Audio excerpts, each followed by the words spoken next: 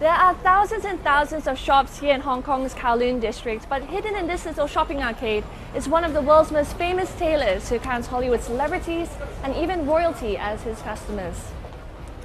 Manu Melwani and his father began working in the shop in 1957.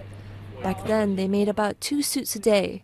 Now, they make an average of 25, including for some very recognizable faces.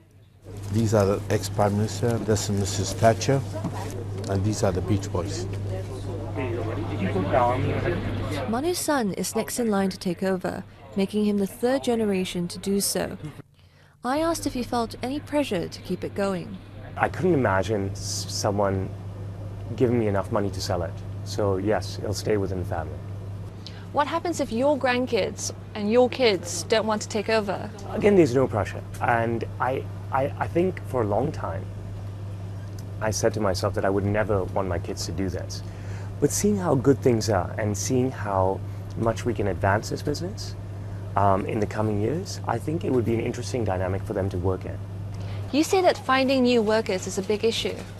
As a young generation, they don't want to be a tailor. They want to sit in the office, want to work 6 hours a day now, instead of 12 hours or 18 hours. It's all antique business, this is.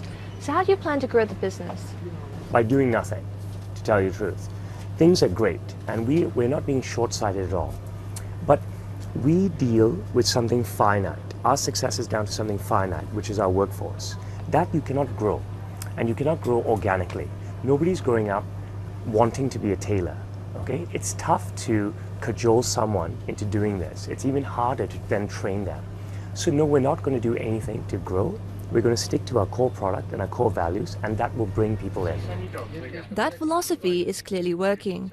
More than 90% of the business at Sam's Tailors comes from overseas, and many of them are repeat customers. Li Shuqi, BBC News, Hong Kong.